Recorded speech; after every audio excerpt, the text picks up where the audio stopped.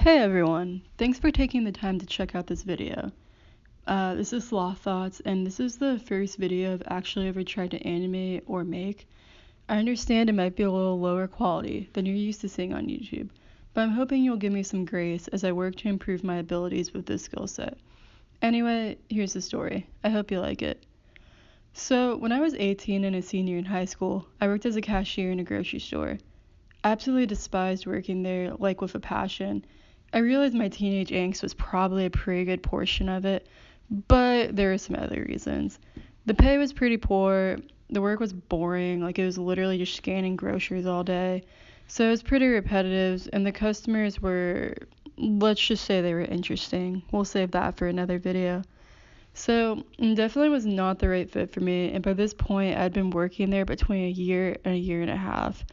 And as I was working there, my dislike for the place definitely grew.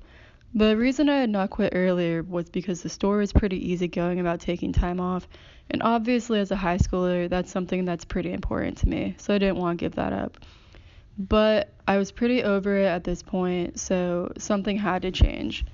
Luckily, the town I lived in had a lot of opportunity for work, especially low-wage jobs like that. I knew kids that would switch jobs every couple months just because they felt like it and they had the opportunity to. I understand that's not the case across all the country, so I felt pretty lucky to even have other options to begin with. And because I had options, I could afford to be a little picky about where I chose to work. I didn't want to just jump into another job like the one I had now, because there'd be no point in the move, the application process, the interviews, etc. So, over the next week, I kept my eye out for help wanted signs and looked online. Most of the jobs were for something pretty similar that I had now, like cashiering or stocking or something like that. But there was one place that caught my eye. It was actually in the same strip mall as my current job. It was one of those hibachi grills. Usually restaurants, especially higher end restaurants like hibachi grills, want some sort of experience to work there. But I thought, what the heck, why not? So I went in. The place was pretty empty, but it just opened for the night shift, so I kind of assumed that was why. I got an application and filled it out. I noticed the guy that gave it to me gave me kind of a weird look, but I brushed it off as him thinking I was too young to work there. So I went home, and I thought it'd be a while before they would call back, if they ever did, honestly. But while I was eating dinner with my family, my phone rang. It was the restaurant, telling me to come in tomorrow to start. I said okay, but I thought that was a little weird. For one, I never gave them a copy of my social security, and if you've never had a job before or a job in the United States, you usually have to show your social security and license for proof that you're a citizen so that you can work. Also, I never did an interview. The manager never even met me. It was another teenager that took a nap. I mentally just shrugged it off, thinking that they'd probably just get all of that tomorrow and that my first few days would be my interview per se. I was also relieved I could even go into work because I was keeping my grocery store job till I was set on my new position. I got to work after I got out of school in my most waitressy clothes I had. Honestly, I had no idea what to wear, so I was just trying to copy what I'd seen in other hibachi restaurants. I went in, and there was a couple guys laying down on the booths because it was one of those stores that closes between the lunch and dinner shifts. I look around, and I'm the only female in the whole store, which is a little odd, but it's a pretty small restaurant, so I kind of shrugged it off. There was one man that was doing a few things, and he came over and introduces himself as the manager. I tried to give him my social, but he said that wouldn't be necessary. Soon he had me chopping lettuce in the back with some of the cooks to get ready for the evening. After we got everything ready, there was still about 10 minutes before the shift starts. I went over to talk to the other waiters. They were all pretty nice, even though there was only about 3 of them. They were all college dropouts. I was the only one in high school there. I noticed that one of them turned to the other and said, "Hey, I'm making my full part tonight, right?" And the other said, "No, you're not there yet." At this point, I'm confused, and it was safe to say that this was related to the job, so I speak up and say, "Make full part for what?" They both turn and look at me and give me a weird look, until one says, "Oh yeah, no one filled you in." Well, this place works a little different than most restaurants. We have main tables we wait on, but we all help each other out. To make things simpler, we just split the tips evenly between everyone. But because you aren't really helping yet, because you're just training, you don't get a piece of the split yet.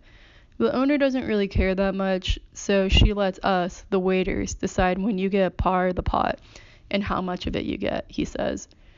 And right away, I noticed a red flag in that because this incentivizes the waiters not to give me a part of the pot, because if they don't give me as much, that means they get more.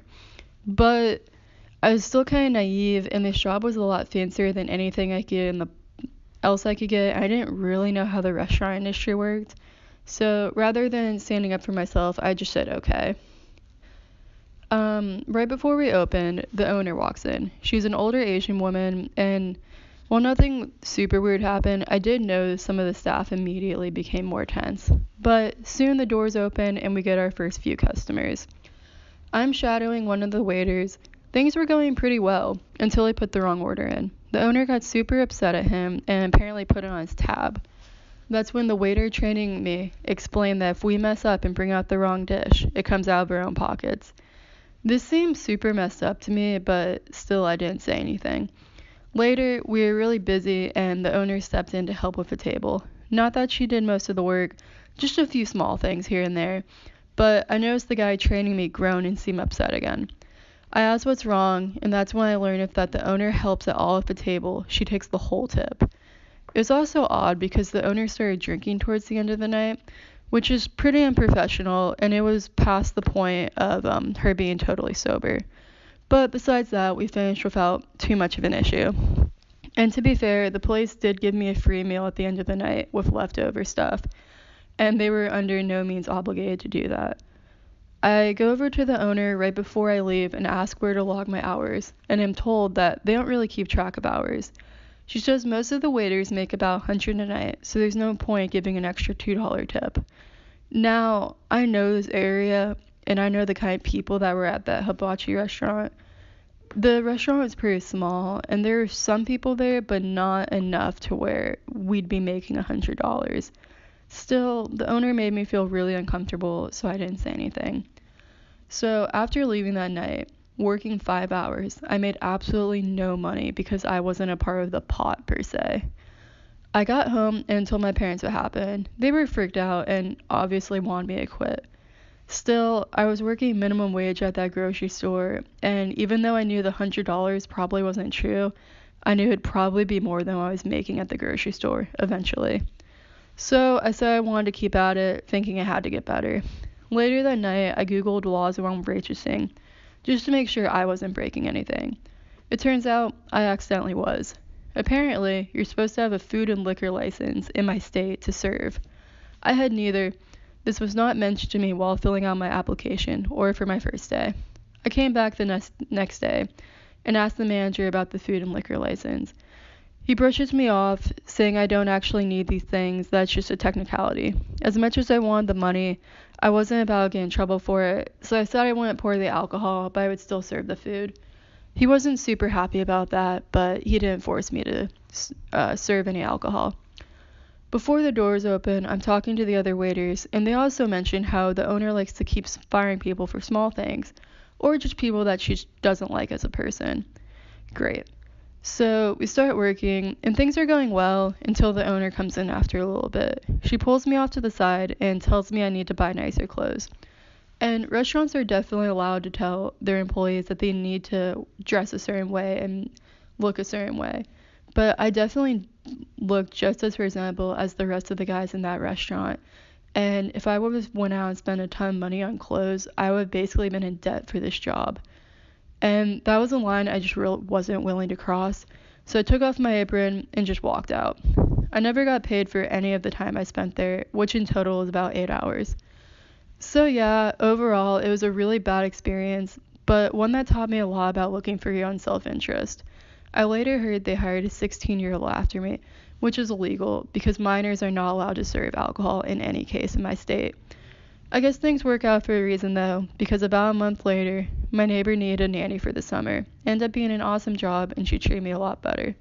So in the end, I learned a valuable lesson, and I had the ability to just walk away, which was a blessing in itself. So I'm just happy I didn't waste any more time at that place. If you're still listening, thank you so much. If you want to subscribe, that'd be super awesome. I'm going to try and make more videos. Thanks. Bye.